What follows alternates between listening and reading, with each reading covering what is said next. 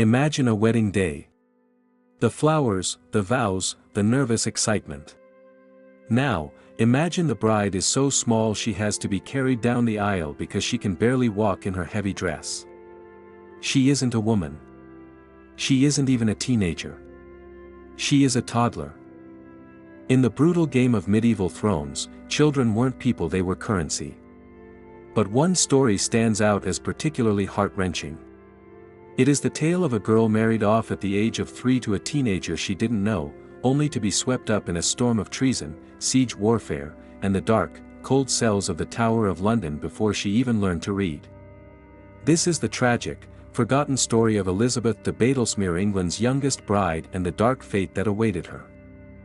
To understand why a 3-year-old girl would be walked down the aisle, we have to strip away our modern morality and look at the cold, hard cash of the 14th century. In medieval England, marriage had absolutely nothing to do with love and everything to do with land. If you were a nobleman, your daughters were essentially title deeds with a pulse. Securing a marriage meant securing an alliance, a fortune, or a castle.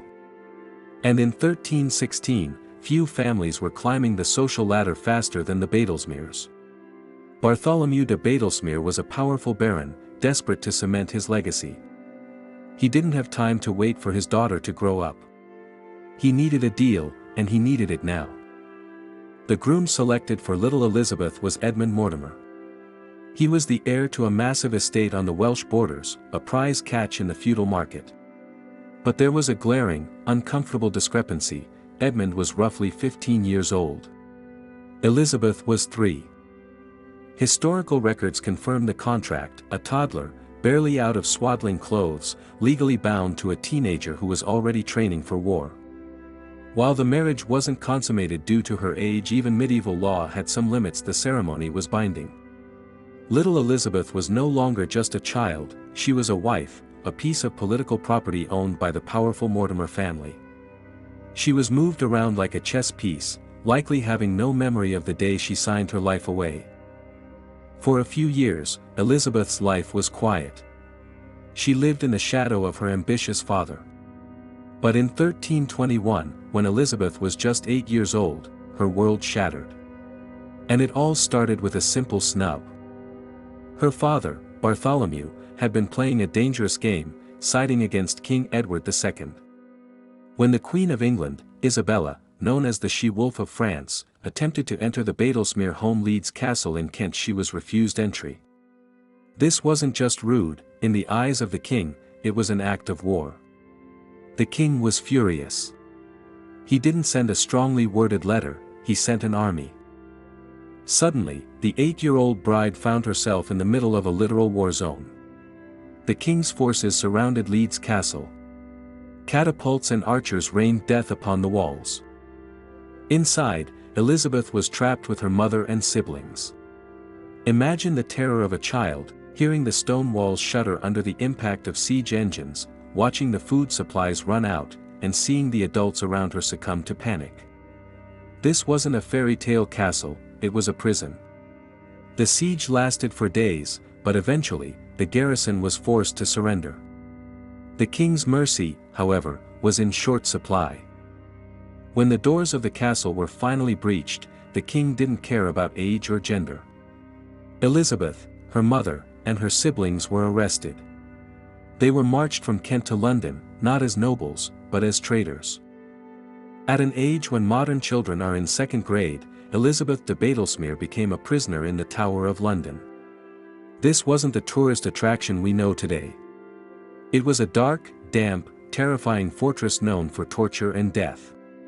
The youngest bride was now the youngest political prisoner, stripped of her finery and thrown into the gloom, unsure if she would ever see the sun or her father again. While Elizabeth sat in the tower, the king exacted his revenge on her father. Bartholomew de Badlesmere was captured in the north. The sentence was brutal, even by medieval standards. He was dragged by horses to the gallows, hanged, and then beheaded. To add to the horror, his head was displayed on a spike at the gates of Canterbury, and later, on London Bridge. It is highly likely that Elizabeth, even locked in the tower, heard the news. The man who had sold her into marriage at 3 to secure his legacy had lost everything, leaving her an orphan, a widow in waiting, and a prisoner of the crown. But what about Edmund Mortimer, the teenage husband she had been forced to marry? His fate was inextricably linked to hers. Because his family had also sided against the king, they too were hunted down. Edmund was imprisoned in rebellion. He was the son of the powerful Roger Mortimer, who would eventually escape the Tower and lead a coup against the king. But Edmund wasn't so lucky. The stress of the conflict and the harsh conditions of imprisonment took their toll. Elizabeth's husband, the boy she had married at 3, died in captivity. By the time she was a pre-teen, Elizabeth was a widow who had never really been a wife. You might think that after the death of her father and her husband, and her imprisonment in the Tower, Elizabeth would be allowed to fade into obscurity. But you'd be wrong. She was still a Badlesmere. She still had royal blood in her veins. She was still valuable currency. When the political tides turned and the Queen, the same one who besieged her castle, took power, Elizabeth was released. But she wasn't freed to live her life. She was simply put back on the market. She was remarried, this time to William de Bohun, a powerful earl. The cycle of using her body and name for political gain started all over again. Elizabeth de Badlesmere actually lived a relatively long life for the time, surviving into her 40s.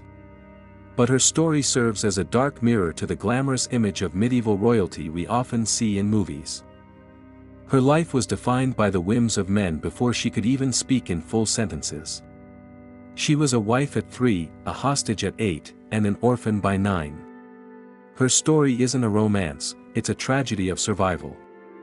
It reminds us that in the game of power, the most fragile pieces, the children, were often the ones who suffered the most profound cracks. The story of Elizabeth de Badlesmere is a stark reminder that history is often cruelest to those with the least power. It makes you wonder how many other children's stories have been lost to the footnotes of wars started by their parents. If you enjoyed this deep dive into the darker side of history, do me a favor and hit that like button, it really helps the channel.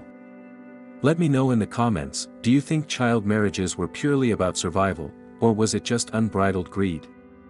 I read every comment. Don't forget to subscribe and ring the bell so you never miss a story. Thanks for watching, and I'll see you in the next one.